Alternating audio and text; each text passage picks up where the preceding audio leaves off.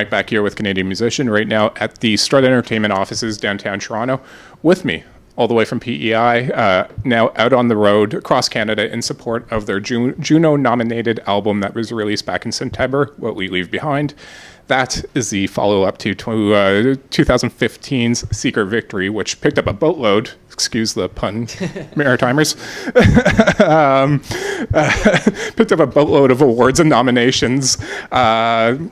Did I mention Secret Victory? Now I'm losing my own train of thought here, guys. But of course, PEI trio, or PEI-based trio, I guess, the East Pointers. Guys, there's a bunch of you here, so I'm just going to pass down the microphone, get each of you to quickly introduce, just say your name, what you play. Yeah, my name is Tim Chasen, and I play the fiddle. My name is Cody Chasen, and I play the banjo.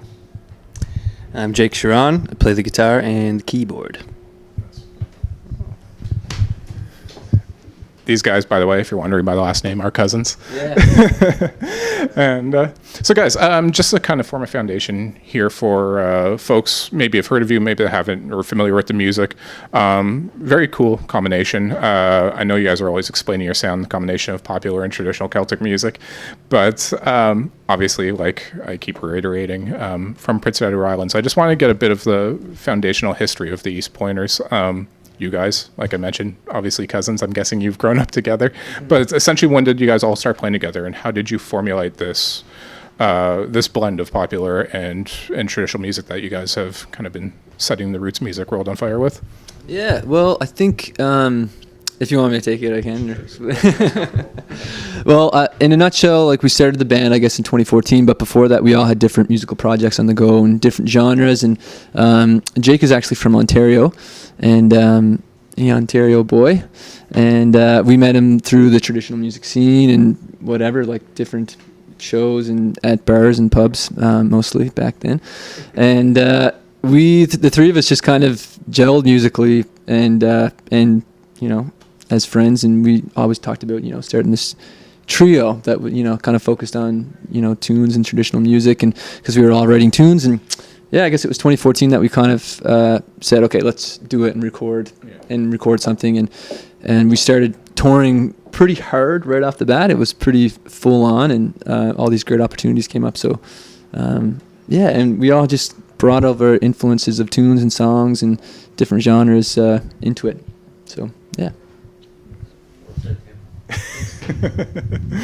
And I'm curious, when you guys got together, when you started recording in 2015, ahead of the release of Secret Victory, because with a debut album, it's always hard. You never know how it's going to be received. Mm-hmm. No matter how good the album is objectively, you never know. There's just so many variables that can go into how an album does commercially, critically, whatnot. So I'm just curious, ahead of that debut album, did you guys have a plan career-wise? Like, some people kind of just let it happen, maybe aren't even planning on a career, and some people definitely have a blueprint that evolves over time, but that they're definitely following. I'm wondering what the situation was for you guys in that regard ahead of that debut album, career-wise, what you had planned. Yeah, Cody, do you want to take this? Yeah, I think it's always been a dream to be able to tour around and play music full time. And with this band, one of the first things we said is we'll do it until it's not fun anymore. And I mean, we're almost 5 years in, and we're still doing it. So, are you still having fun, Jake? Barely hanging on. Barely hanging on. But I think money aside, I think that was kind of the driving force behind it. Bringing tunes to as many people as possible that maybe didn't grow up in the situation that we grew up in, where fiddle tunes are just they're the norm. You know what I mean? Like, just trying to bring it to more people, because it, obviously is a style of music that we love, and we think, if somebody hears it, chances are they're gonna like it as well. Yeah. Tunes in general, not necessarily our stuff, but just tunes in general. It's very, it's a very energetic music. Yeah. It gets toes tapping, and it's Pardon that. That's a cliche, Tim. Thanks for the laugh there. But yeah.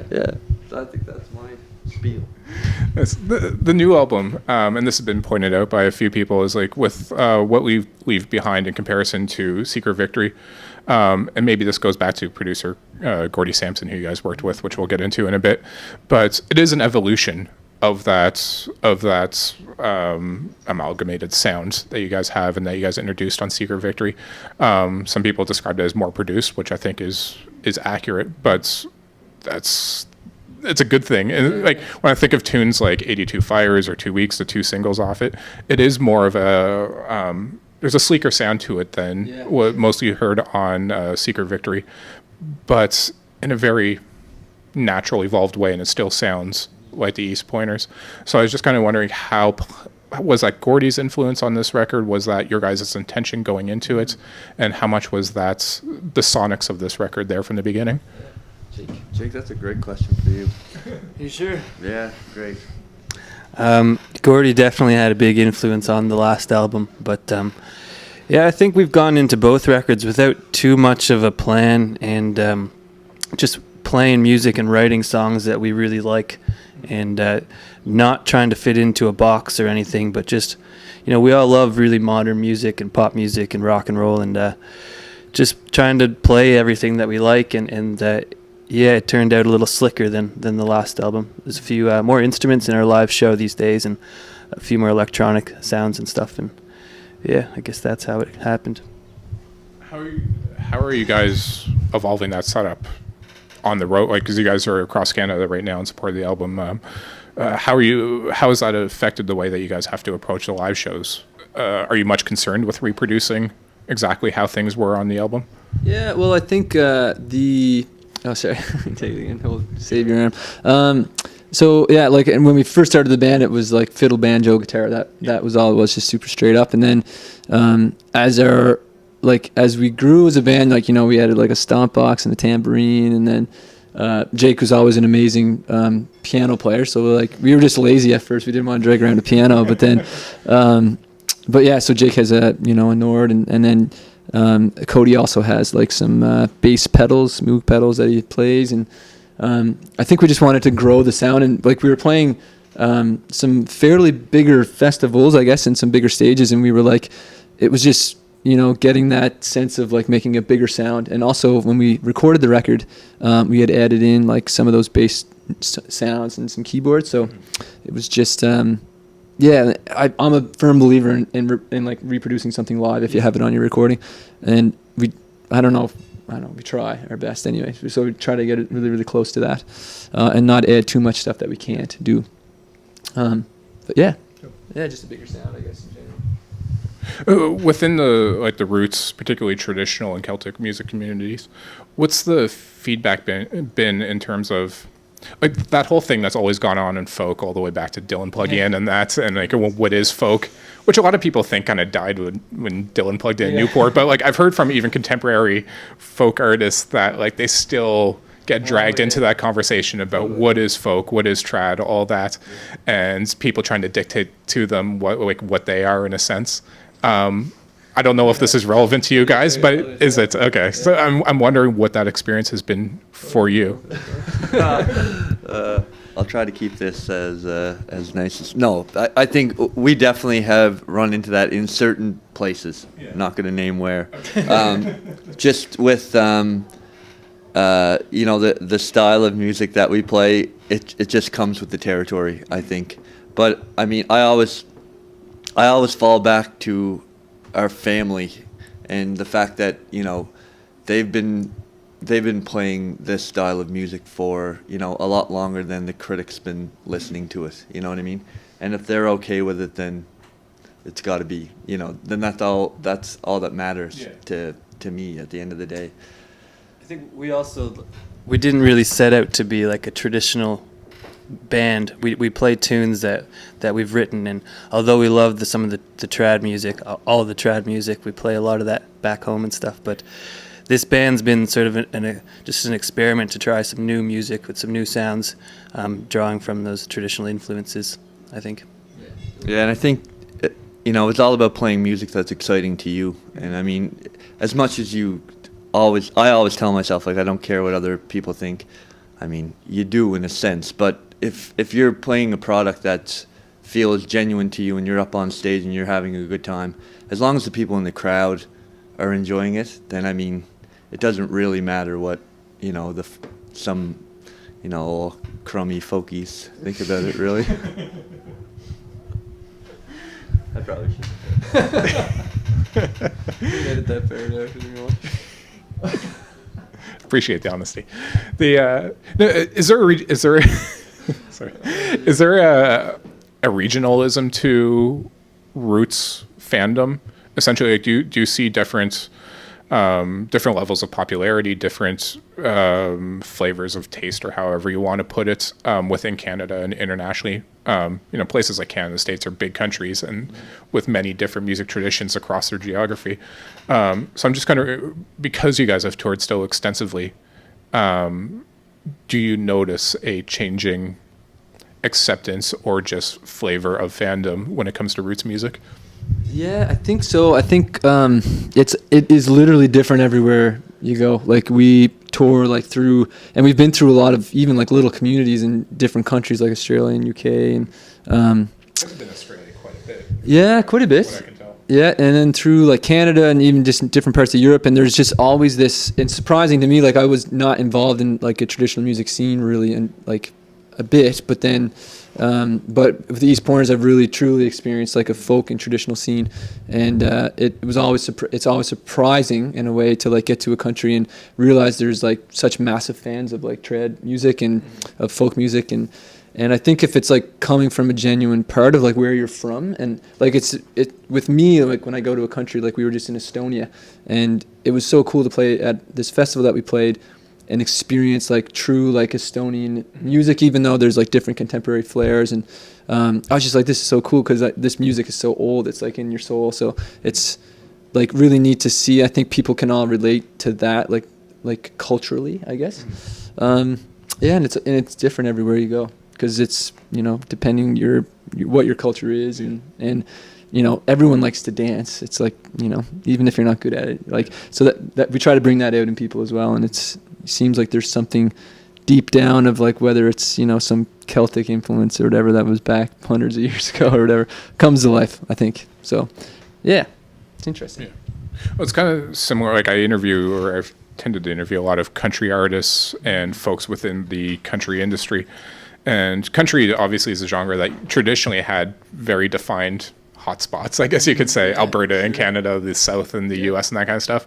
But a lot of artists and a lot of folks on that side of the industry are essentially saying country has become universal in a lot of ways. You can sell out a show in Toronto with a country artist now that you couldn't have, outside of maybe Garth Brooks and Shania Twain kind of thing. Like, a new country artist wasn't going to be playing massive crowds in Toronto 25 years ago.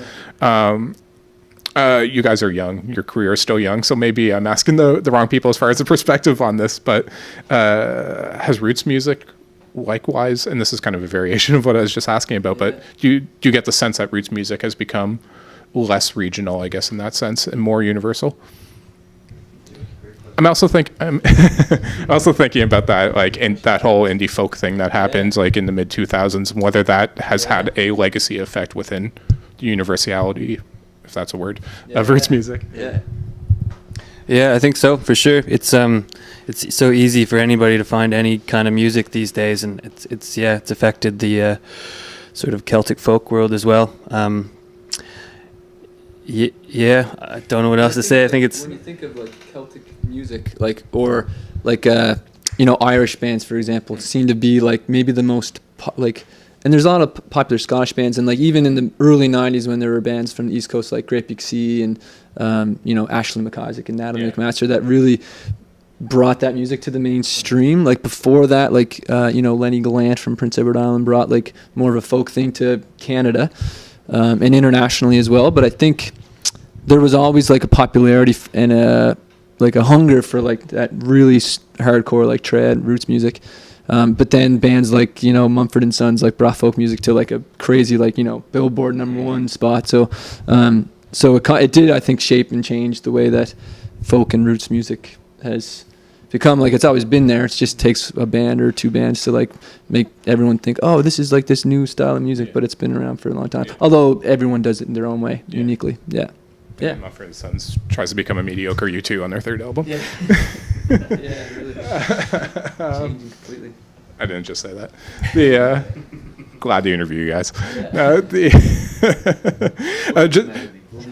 Just to bring it back to Gordie Sampson, because like you said, maybe you guys want to fill in a bit of his history there, but he is a bit of a legend on the East Coast, Grammy-winning producer and singer-songwriter that, like we've mentioned, you guys brought on board for the latest album. Did you guys have a history with him within the East Coast music scene, or did you just approach him and get to know him for this album? And essentially, what did his influence end up being in the studio? Yeah.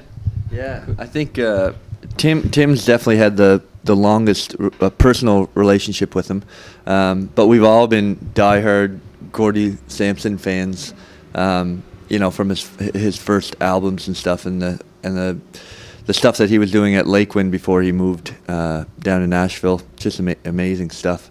But yeah, a perfect mix for us. He grew up in Cape Breton, where fiddle music is a religion, and he was a big part of that scene for many, many years, and produced and worked on albums for, Natalie McMaster and Ashley McIsaac, two, legends of the Rankin family. Like he's worked with, so many amazing artists from Cape Breton and Atlantic Canada, and for us who do a mixture of the songs and the tunes, he's the perfect guy to do it. And yeah, it's super easy to work with. He always made the studio a very pleasant experience. I tend to get a little worked up myself, and he makes you feel very calm, and like it's not a big deal if you can't do something on the first try. So he was just an amazing kind of piece of the puzzle on the last record. Would you agree, Jake? I would. Thanks. Yeah. I agree. Yeah. Everyone concurs. The folk roots, I'm using these terms interchangeably, but the old crunch, the folks you were talking about earlier probably object to that. Anyways, what I was going to say is that the roots music industry has a really well established infrastructure. I'm thinking things like, Folk Music Ontario, Folk Music Canada, as far as associations, conferences like the Folk Alliance International Conference, which is going to be back in Canada in February. You guys are going to be there. And there is a very well-established circuit of folk and roots music festivals around North America. And interestingly, one of the people that kind of first pointed out the impact this can have to me is a hip-hop artist who is essentially saying, hip-hop doesn't have that.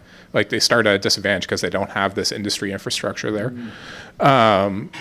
So I'm wondering, and you guys are starting to tap into that more and more, it seems like, how hard is it to take advantage of that, to get your foot in the door of that roots music infrastructure? And how helpful is it? Does it give roots artists a leg up from the start? Yeah, I think they're certainly very accepting right from the get-go. Folk Alliance, we've had a great experience with Folk Alliance. I think we've done it 2 times, about to do our third, I guess. We also have a great music organization on Prince Edward Island, Music PEI, that holds a conference and has delegates and different people in the industry come in to listen. Shout out to Andrew King, who's always at Music PEI. There we go. Yeah, thank you, Tim. But yeah, music organizations like Folk Music Ontario, we've done that conference before. And I mean, the work that we've got from doing those conferences, it sustains the rest of the year. We've gotten lots of festivals that we probably, it just allows you to play in front of festival directors and programmers that, you necessarily, you might not have gotten that opportunity for years down the road. So it's been good. Would you agree? Yeah, I'd agree. Would you agree? I agree. They shake. Over on the wing here. That was great. You're getting the top ones. Yeah. So essentially, I know you guys are, I think, kind of in the middle of a Canadian tour at the moment, but essentially just what's, before we wrap up here, just what is the plan going forward as far as not only new music, but essentially what is the blueprint you guys want to go from here, and do you even look at it that way? What are the next stepping stones that you guys want to reach? You're the guy for this. You guys are putting so much pressure on my answers here. But, the Canadian tour has been amazing. We haven't spent enough time touring in Canada, and kind of overwhelmed with people coming out to our shows. It's been really nice, and I guess the plan is to keep coming back, and we're going to try to work on a new record in the new year, and then the cycle continues. Back on the road. Yeah. Yeah, we go to Japan actually next month. That's right. Yeah. Have you been there before? No, this is our first time we're working with an agency there, and yeah, we go play a few shows, and then hopefully go back. We're releasing our record, both of our records there, and yeah, so that, and then I guess UK tour after that, and then a new record record, and then just always on the road for the most part. Yeah, but it's good. Just to expand on that, is there could you guys describe a strategy to your touring? Like, is it kind of just where your agent's telling you to go, or is it you're trying to deliberately, enter new markets? Like, what's the plan there? Yeah, well, I think off the get-go, we had an opportunity to tour in Australia through a connection that we have, and it was we got to play all these really big, great festivals like right away, and we noticed this like kind of great response that we're like, oh my god, we should, like, we were like, oh, this is gonna be fun, let's go tour in Australia, whatever. And then so then we deliberately, I guess, like, made sure we always went back there once or twice a year, and it's kind of funny, we have just as many people at our shows in Australia than we do in Canada. And then we like just kind of working on different markets like the UK and Australia, Canada, and United States, and then a bit of Europe. But I think it's kind of like hitting as many great places and festivals, because Australia festivals are in our winter time. They're summer festivals, which is very convenient and nice. And then, yeah, just kind of hitting as many festivals really, and booking a tour around those, like, booking a tour in advance of the towns that you were kind of in at the festival, if that makes any sense. And then just continuing to grow and like the whole goal is to gather more people at our shows that have a good time and experience it all. Yeah. I guess in a nutshell. Okay. Latest album is What We Leave Behind. I'm getting that right? Because I keep wanting to say What We Left Behind. Pointing out my own mistakes in my head here. But What We Leave Behind, latest album by the East Pointers. Guys, honestly, I love it. It's a hell of a record. Like, I missed Secret Victory when it came out. Got into it not that long ago. I think it was Andrew actually had told me to listen to it at some point. And so it's all about What We Leave Behind, and it is a great record. Gordie Sampson produced, so you can't really go wrong there, and it has an awesome, very like I keep saying, it was a really cool evolution from that first record, and I was glad to see it. So, anyways, guys, thanks for doing this. Thanks, and thank you for being so Yeah. well informed. We appreciate it, my guys. And I'm sorry for that comment. You'll be thinking about that. Jake, thanks for stealing the show here. Yeah.